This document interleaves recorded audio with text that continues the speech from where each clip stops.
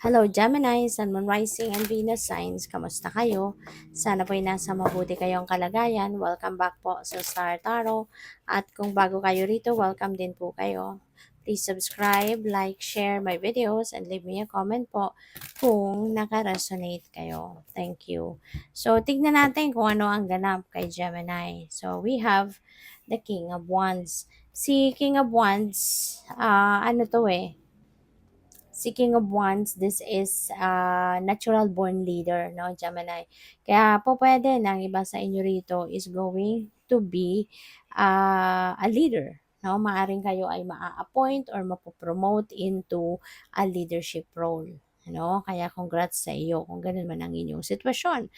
And this is also about entrepreneurship. Kaya maaaring ang iba sa inyo dito baka nagbabalak na mag-put up ng sarili ninyong enterprise, mag-put up ng sarili ninyong business, kaya this is really a beautiful time para dyan na, sige, kung may opportunity, di ba? Sige lang, go mo na yan. Kasi, di ba, yung mga opportunity na dumadating, yan ay talagang para sa'yo, kaya hindi mo kailangang pagdudahan. At kaya kumakatok na ang oportunidad, no? Kung ano man yan, because God knows, God can see, no, na this is the perfect time na for you to embrace such kind of opportunity. Kasi maaring nandiyan dyan na, maaring handa ka na para dyan, di ba? Or baka naka-align na sa path mo yung mga tao, resources, circumstances, naka-align na, no? Yung mga, para maisakatuparan mo kung anumang bagay na yan, hindi ba? Kaya, kung nandito na yung opportunity, na ma-promote ka na, take it. 'Di ba? Nandiyan ang opportunity para makapag-put up ka na ng negosyo mo, go for it. 'Di ba? So, wag nang magpatumpik-tumpik pa. Okay? At kaya siguro meron din ditong strength energy kasi maaaring pinupush, no, ng universe kayo. Baka ang iba sa inyo baka nagdadalawang isip pa, 'di ba?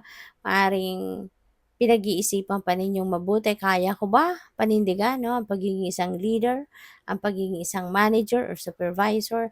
So maybe ang iba sa inyo can't make up your mind yet, 'di ba? Kaya maaring nag-iisip pa kasi nagdadalawang isip pa kasi baka nagdududa kayo sa inyong kakayanan, 'di ba? Baka napaghihinaan kayo ng loob, parang gano'n. Nagpo-procrastinate ang iba. Kaya tataganin niyo ang inyong loob, kaya ninyo 'yan. Always remember na yung mga ganyang opportunity, hindi yan dadating sa'yo kung hindi ka capable of doing it. If you are not capable of um, performing the job, 'di ba? Hindi yan i-offer sa'yo kung hindi ka nakikitaan ng potential that you could be a great leader, 'di ba? Kaya 'wag mong maliitin ang inyong sarili. Alright? So, yun, magpakatatag ka, tibayan mong loob, kaya mo yan. So, we have Nine of Pentacles. So, this is really beautiful. Kasi, meron siguro din kayong mga ginawa na, meron na kayong may mga trinabaho na kayo in the past na ngayon, finally, yung financial reward ng sipag at tiyaga ninyo, nandito na. 'Di ba? So this could be the harvest time na para doon sa mga kung ano man ang mga trinabaho ninyo, ano man yung mga pinagsikapan ninyo. So this is it. Okay, this is it. Ito na yung time that you are going to um, experience na the you're going to experience na the prosperity and abundance, wealth, 'di ba? Financial gain, magkakaroon na dito ng financial comfort kayo, financial freedom, you will be like self-sufficient na pagdating sa pera, 'di ba? This is the time na talagang masasabi ninyo siguro na you are materially and financially secured na, no? So, kaya good luck sa inyo and congrats. So, we have the Hierophant. Ayan, baka kailangan ninyo ng ano rito, advice. No? Maybe you are seeking for someone that can give you advice. Maybe kailangan ninyo rito ng makakapag-ano sa iyo, makakapagbigay ng linaw, 'di ba, sa inyong isipan. Maybe you are seeking for a mentor or baka meron kayong mga nilalapitang mga spiritual people, yung gano'n, 'no, counselor, advisor, mga ganyan. Kasi baka gusto ninyong magpa-advice, 'di ba? Puwedeng gano'n. And, maybe, 'no, possible din, 'no, na it's the other way around. Pupuwedeng kayo ang isang teacher, pupuwedeng kayo ay counselor, pupuwedeng kayo ay, spiritual person at baka kayo yung nagbibigay or nag-i-impart ng inyong knowledge. Ikaw yung nagbibigay ng advice, 'di ba, sa ibang tao. So, that is also possible. So, by the way, maraming salamat, 'no, for subscribing, and if you haven't subscribed yet, subscribe na kayo. And also, maraming salamat din for not skipping the ads. Malaking bagay po yan sa akin. And also, please click the join button sa baba ng video kung gusto din po ninyo na mag-join sa membership. Okay? Salamat. So, first card, we have Chalcopyrite. Oh, wow. Wow. So, this is parang combination ng dalawang klaseng stone or crystal.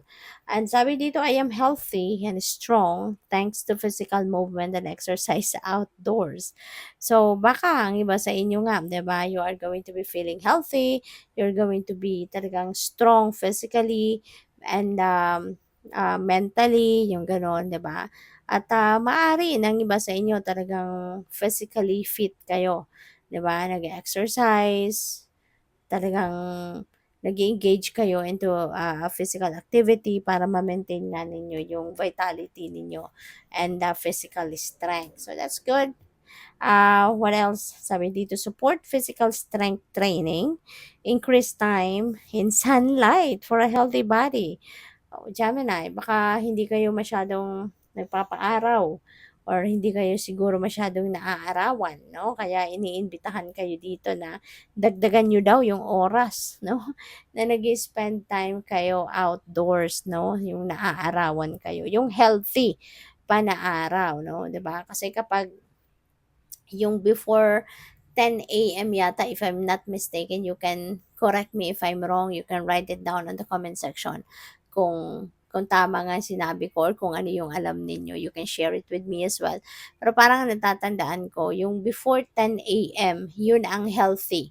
Kumbaga, no? Healthy pa yan. Yung healthy pa ang effect sa katawan ng tao, no? Kapag nagpapaaraw tayo before 10 a.m., no?